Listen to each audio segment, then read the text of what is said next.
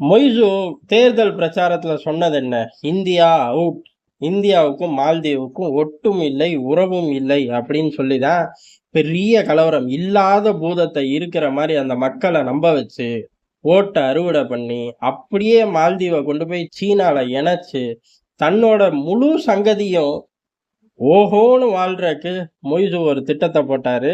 சீனால இணைக்க முடியாது, ஆனா சீனாவுக்கு விற்கலாம். அது மூலியமா மொய்சுவோட சங்கதி வாழ்ந்தா வாழலையாங்கிறத காலம்தான் உணர்த்தும், அது நமக்கு தேவையில்லை. ஆனா இப்படி ஒரு தெளிவான ரோட் மேப் இருக்கு அப்படின்னு மொய்சு நம்பினாரு. நம்புனதோட விளைவு நேரம் கிடைக்கும் போது பூரா, அதாவது குட் மார்னிங் குட் ஈவினிங் மாதிரி இந்தியாவோட வம்புழுக்கிறதே ஃபுல் டைம் வேலையா எதிர்கட்சியா இருக்கும்போது பண்ணாரு. அதையே ஆளுங்கட்சியா இருக்கும்போதும் பண்ணாரு. எதிர்கட்சியா இருக்கும்போது இந்தியா வேடிக்கை பார்த்துச்சு, ஆளுங்கட்சியா இருந்து பண்ணும்போது இந்தியா வேடிக்கை பார்க்கல, இறங்கி அடிக்க ஆரம்பிச்சிருச்சு. இறங்கி அடிக்கிறது எப்படி அப்படின்னா, ஏறக்குறைய தூக்கி போட்டெல்லாம் மிதிக்க அங்க ஒன்றும் கிடையாது. ஏன்னா நாடும் குட்டி நாடு, பொருளாதாரமும் மெச்சிக்கிற மாதிரி கிடையாது. எல்லாத்துக்கும் இந்தியா கிட்ட தான் வந்து நிக்கணும். இந்தியா உதவுனாதான் போச்சு. இந்தியா உதவலை அப்படின்னா ஒண்ணுமே பண்ண முடியாது. அது மாத்திரை மருந்து பிஸ்கட்டு சாக்லேட்டு இப்படின்னு சொல்லிக்கிட்டே போகலாம். சொல்ற லிஸ்ட் பூராமே ஒரு சின்ன கேட்டகரி லிஸ்ட்லயே முடிச்சிடலாம், பெருசுக்கு போவே தேவையில்லை. அப்படி இருந்தும் மொய்சு வம்பிழுத்தாரு. அதுக்கப்புறம் மொய்சுவுக்கு நடந்தது என்ன அப்படிங்கிறத நம்ம மெல்ல மெல்ல பார்க்குறோம்.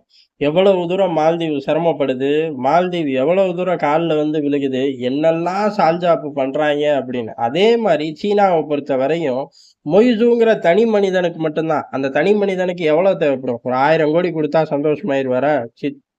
உண்மையிலேயே சந்தோஷமாயிருவார். ஆனா மால்தீவுக்கு, மால்தீவை எழுதிதான் வாங்க பார்க்குமே ஒழிய சீனா மால்தீவுக்கு ஒண்ணுமே கொடுக்காது.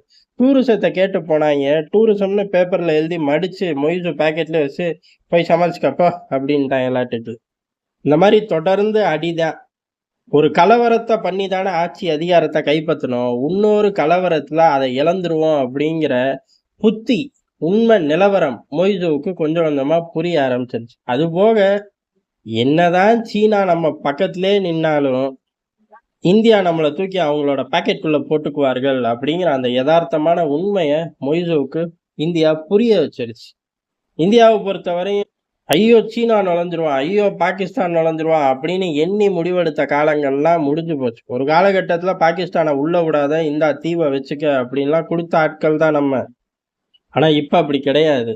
சீனா கூட இப்போ சீனா வர்றதுக்குள்ள உன்னை முடிச்சிருவோம் அப்படின்னு மிரட்டக்கூடிய இடத்துல இருக்கும். இப்ப மெல்ல மெல்ல அது வேலை செய்ய ஆரம்பிக்குது. எல்லா பக்கமும் வேலை செஞ்சிருச்சு. மலேசியாவுக்கே வேலை செஞ்சிருச்சு.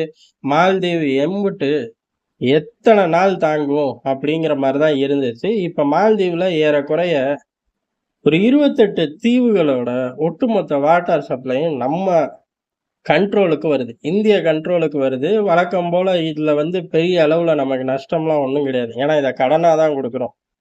ஆனா இப்படி 28 தீவுகள நம்ம கண்ட்ரோலுக்குள்ள எடுக்கிறோம். எப்ப எடுக்கிறோம்? எந்த காலகட்டம்? அப்படிங்கிறது தான் இங்க முக்கியமானது. அடிப்படை விஷயத்துக்குள்ள நுழையிறோம்.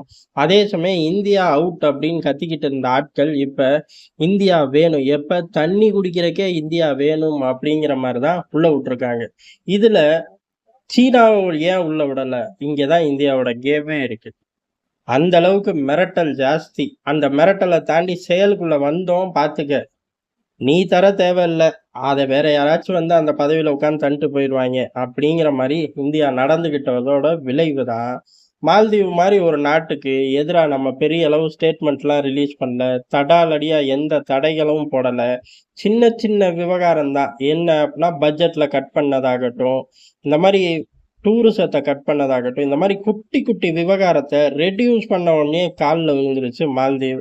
இதை விட்டுட்டு நம்ம பயங்கரமா ஸ்டேட்மெண்ட்லாம் கொடுத்துக்கிட்டு இருந்து ஒன்றும் ஆக போறதில்ல. இன்னும் சொல்லப்போனா வெளியுறவுத்துறை மால்தீவ் சம்பந்தமா 2 ஸ்டேட்மெண்ட் கொடுத்தது ரொம்ப முக்கியமா பார்க்கப்படுது. ஒண்ணு என்ன அப்படின்னா, எல்லா காலத்துலயும் எல்லாரும் நண்பர்களா இருக்க முடியாதுடா, அது போக்குல போய் தமக்கு தேவையானதை எடுத்துக்கலாம் அப்படின்னு சொல்லி பெரிய அளவு மால்தீவ் விவகாரம் பத்தி எரியும் போது ரொம்ப கேஷுவலா வெளியுறவுத்துறை ஸ்டேட்மெண்ட் விட்டார்கள். அதே போல இப்ப என்ன சொல்றார்கள்?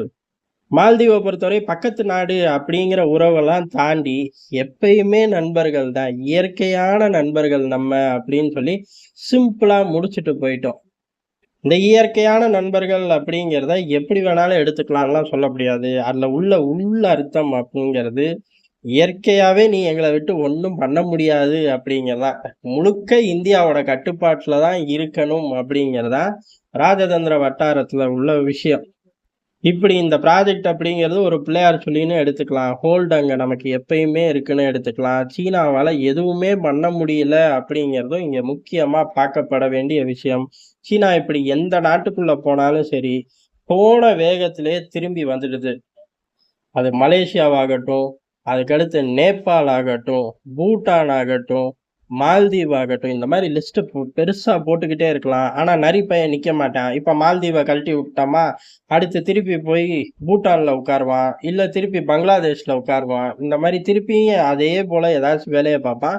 திருப்பி நம்ம போய் அவன தூக்கி வீசி வழிக்கு கொண்டு வருவோம். இந்த விளையாட்டு இப்ப நமக்கே ரொம்ப புடிச்ச விளையாட்டு. உதாரணத்துக்கு டெல்லிக்கு ரொம்ப புடிச்ச விளையாட்டு ஆயிப்போச்சு.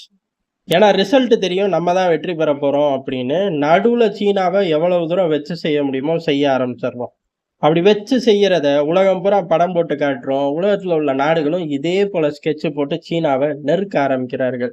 சீனா நம்ம கூட விளையாடுறத குறைச்சுக்கிட்டா மட்டும்தான், மத்த பக்கம் வாலாட்டவாச்சும் முடியும். இல்ல நம்ம கூட விளையாண்டே தீருவேன் அப்படின்னா, எங்கேயுமே வாலாட்ட முடியாது. சீனாவ ஒட்டுமொத்தமா எல்லா பயலும் அடிக்கிறக்கான மொத்த ஸ்கெட்சையும் போடுறது டெல்லி தாங்கிறத உணர்ற வரைக்கும், சீனாவுக்கு 4 திசையிலயும் 40 தாட்டி ஆரம்பிச்சாலும் தோல்வி தான் நிக்கும்.